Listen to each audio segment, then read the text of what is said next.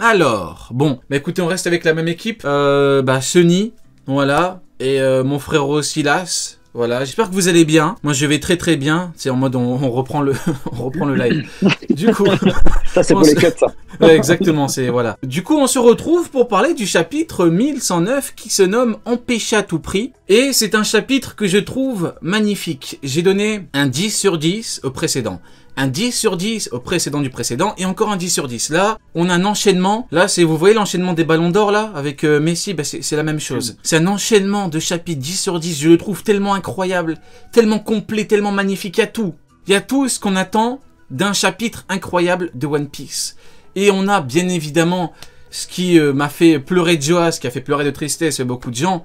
Bien évidemment, Luffy qui... C'est même plus de l'humiliation. Là, il faudrait inventer un autre mot. Là, je suis désolé. C'est un autre mot. Le kizarisme. C'est le kizarisme. Il s'est fait le kizarisme. On avait le catégorisme, on a le kizarisme. Le kizarisme. Qu'est-ce que c'est que ça? On peut trouver un nom avec Kizaru, qui parle d'humiliation totale qu'on utilise dans la vie courante. Bah, nous avons une magnifique démonstration de kizarisme. C'est incroyable. Franchement, magnifique chapitre. Je mets un 10 sur 10, on va parler en détail. Mais moi, franchement, je peux pas mettre 9. Je ne peux pas mettre 8. Alors certes, après, on aura forcément d'autres éléments, d'autres moments qui font que ce sera incroyable, bien sûr, mais moi, ça me rappelle un petit peu, voilà, quand le Gear 5 était apparu pour la première fois, les émotions que ça procure, c'est un truc de fou. Là, c'est pareil, voilà, Luffy, là, il rigole plus, ça y est, là. En fait, là, il y a une différence. Luffy, c'est pas qu'il rigole maintenant, là, Luffy, il se moque. C'est différent. Il est passé de je rigole à, voilà, je vais combattre sérieusement et je vais me moquer. Et là, qu'est-ce qu'il a fait? Il s'est moqué de Kizaru, il s'est moqué, parce qu'il y a une différence entre rigoler et se moquer. Là, il se moque. Là, il leur chie dessus. C'est cru, désolé, mais il se chie dessus, Kizaru, et Luffy leur chie dessus. Sunny, c'est quoi ton avis global? Une petite note, comme d'habitude. Voilà, pourquoi le chapitre est bien. Cordon bleu sur 10. C'est beau. Cordon bleu sur 10. C'est un 20, c'est un 12 sur 10. C'est magnifique. Je me suis régalé du début à la fin. Par contre, vraiment, tout extraordinaire. Le débat Yonko Amiro qui se clôture d'une manière vraiment incroyable. Mais c'est vraiment genre, c'est... Et le mieux, c'est la réaction des pro Amiro. Vraiment. Pas tous, hein, mais il y en a certains, c'est doux. C'est encore mieux que le chapitre. Et la dernière page, frérot. La dernière page, je veux l'encadrer, je veux l'imprimer, je veux la mettre sous forme de tableau, frérot. C'est incroyable, frérot. C'est juste, rien que pour la dernière page. La dernière si ou Pizzaman? Non, la dernière, perso, la toute dernière. Ah ouais? La toute dernière, frérot, moi je suis choqué. Hein. Les 5 membres du Gorosei face à Joy Boy, frérot, ça c'est des trucs que dans ma tête j'imaginais même pas. Même dans la guerre finale, je m'imaginais pas ça.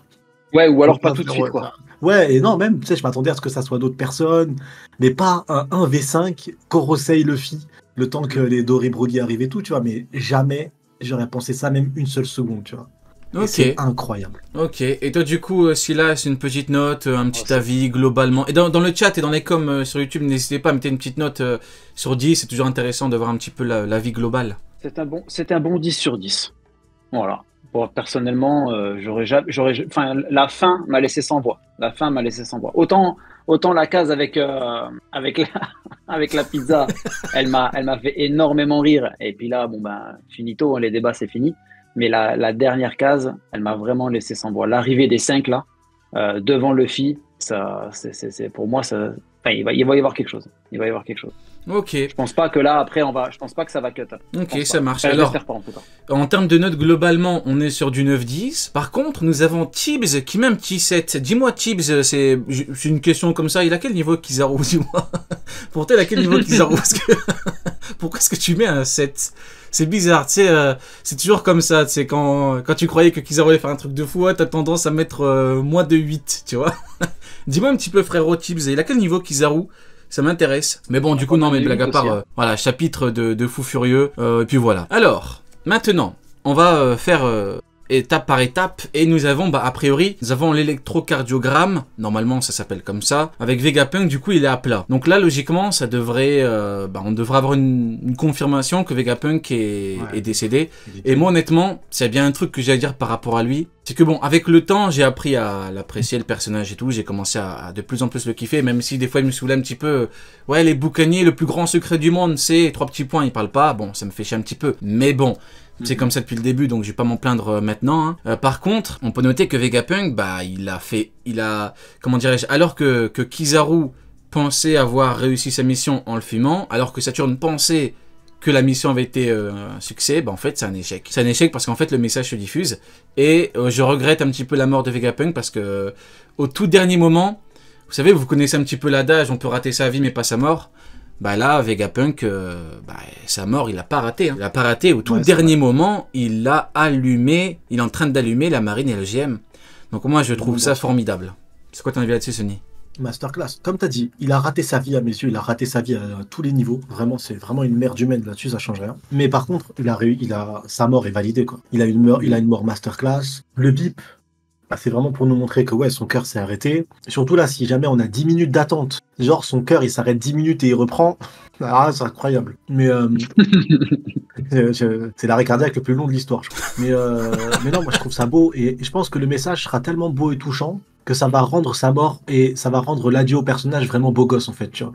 Parce que je pense qu'il le sait, que ce message il l'a programmé s'il meurt. Donc il va faire ses adieux au monde en fait aussi. Parce qu'il va dire du coup qu'il est mort, parce que il l'a programmé comme ça.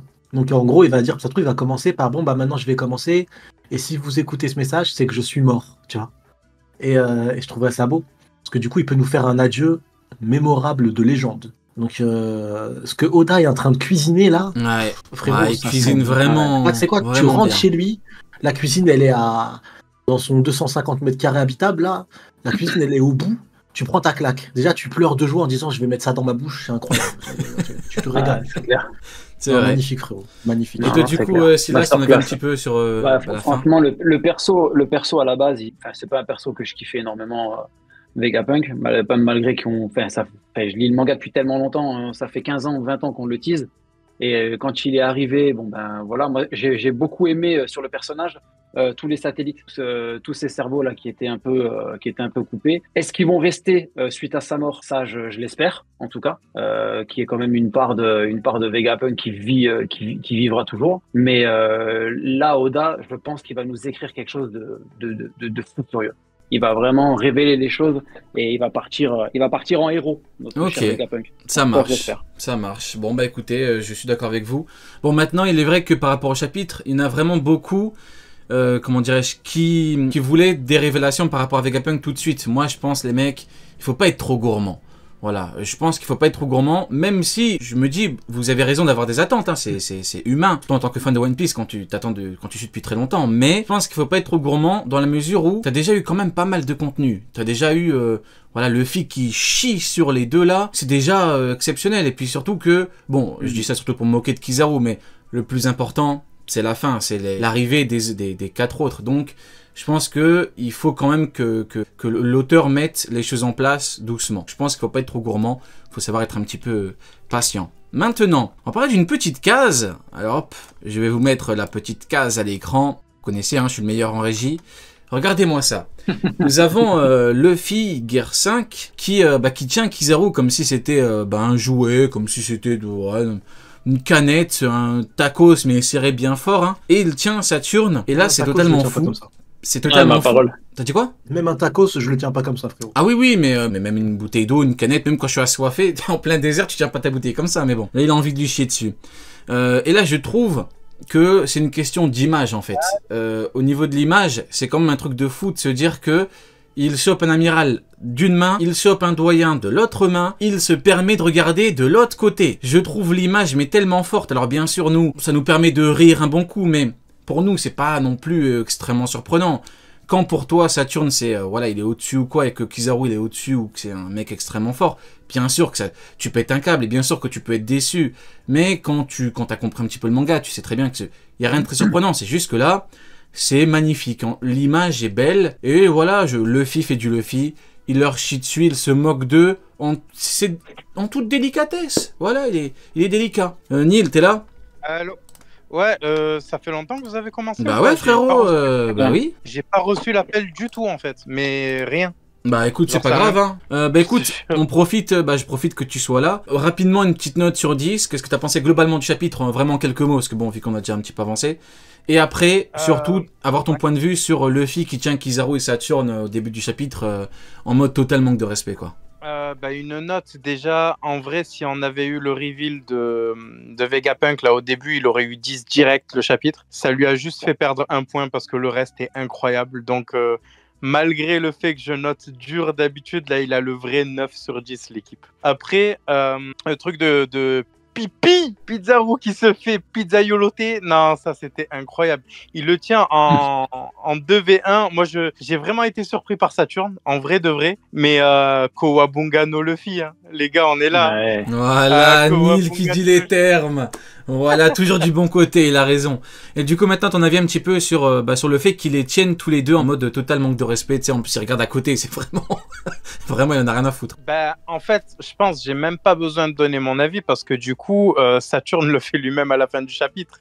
Il comprend très bien, il dit les gars, venez parce que solo, je peux rien faire, tu vois. Magnifique. Et Kizaru, c'est pas Kizaru qui va m'aider, tu vois. Voilà, Il le Neil, sait. toujours aussi précis, magnifique. Sonny, c'est quoi ton avis un petit peu là-dessus, sur le fait que, bah voilà, manque total de respect, hein, il leur chie dessus, il regarde à côté, il les tient normal, quoi. C'est exactement ce qu'on a toujours dit depuis le début, et ça c'est bien, du coup, ça y est, c'est ce que je disais tout à l'heure, c'est un empereur. Là, c'est un empereur, tu vois. Ça, c'est le genre de case que j'aurais pu voir avec Barbe Blanche, avec Kaido, avec Big Mom, avec Shanks. C'est un empereur, ça y est, boxe dans la catégorie des empereurs. Donc ouais, il tient un amiral comme si c'était son doudou. Il bloque le membre du Gorosei, il ne peut pas bouger, et en parallèle, en les bloquant, il l'écoute, il regarde à côté en mode qu'est-ce qui se passe. Tu vois, cette image, elle est tellement incroyable. Elle montre l'écart qu'il y a entre eux. Et oui, les amiraux sont pas du tout les ennemis des empereurs. Ils boxent pas dans la même catégorie. Les empereurs sont des problèmes pour les empereurs et ils se neutralisent entre eux. Et Luffy, maintenant, il regarde là-bas, tu sais, il regarde quoi? Il regarde Barbe Noire et Im. C'est ça qu'il regarde, le frérot. Et voilà, là, c'est eux, ils sont là, mais tu vois, mais il est devant les vrais monstres, parce que Barbe Noire, c'est un monstre, et on n'a rien vu encore, à mon avis, de Barbe Noire. Et Im, du coup, là, à la fin du chapitre, on voit qu'ils vont tous être révélés, ça veut dire qu'il restera plus que Im. Et Im, à mon avis, ça va être le diable en personne, tu vois. Donc ça va être terrifiant. Donc voilà, Il y a un là, ça y est, pardon. ils sont de côté, tu vois. Pour moi, c'est ça. Ouais, Les Neil. débats sont clôturés.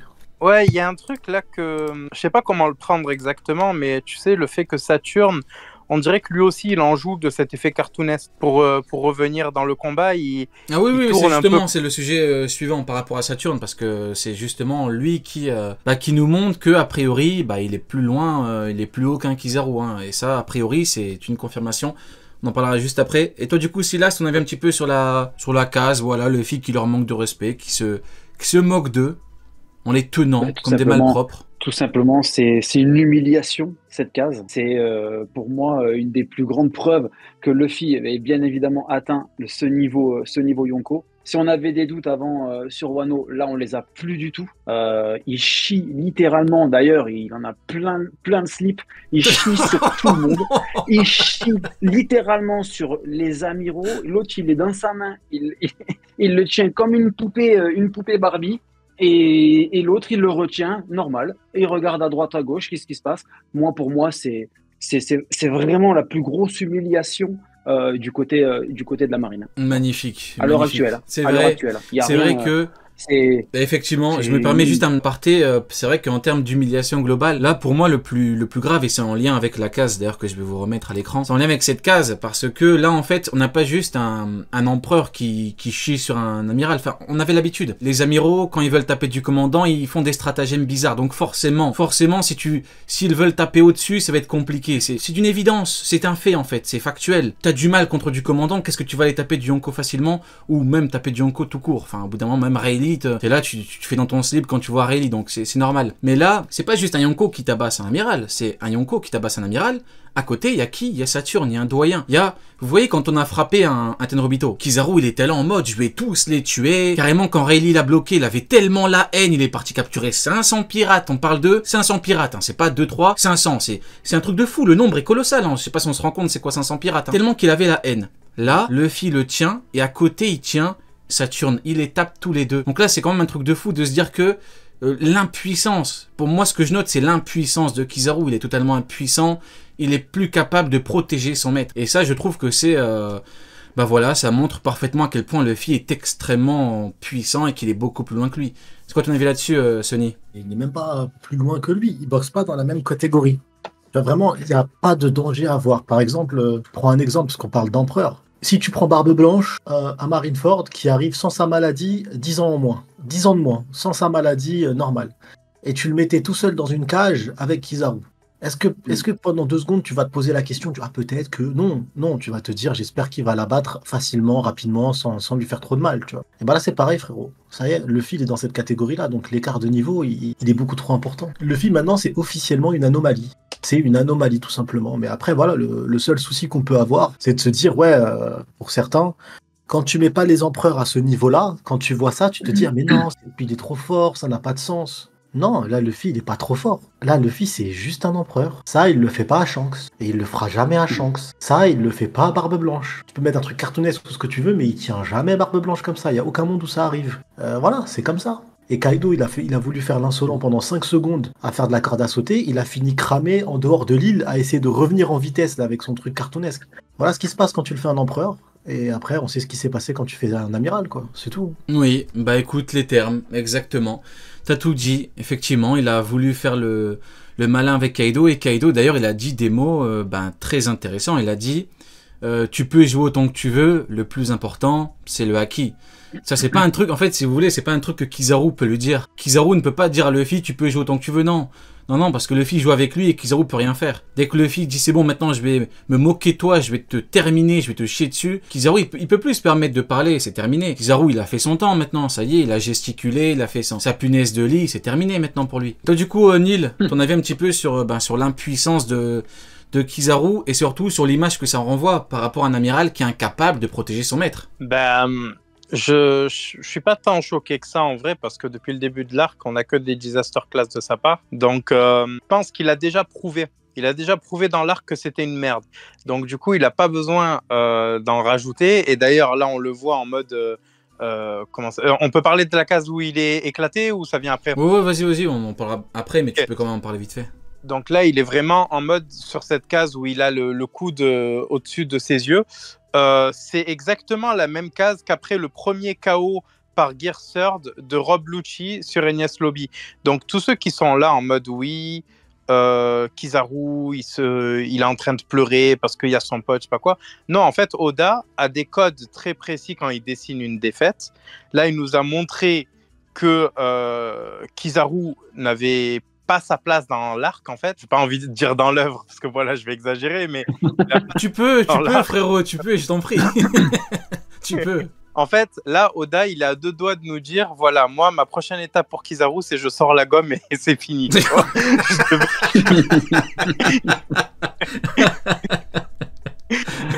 Kizaru n'a jamais existé, c'est comme Lucia. Hop, il va barrer. Je te jure, il est à 2 doigts, il prend sa gomme, il efface la page, il dit non, Kizaru il n'existe pas. Non, mais il a pas sa place. Il a vraiment pas sa place dans l'arc. C'est en train de devenir cet arc-là l'un des plus gros bangers de l'histoire de One Piece. Qu'est-ce que Kizaru fout là, les gars? Tu vois? T'as totalement raison, il est finito, il faut dire la vérité.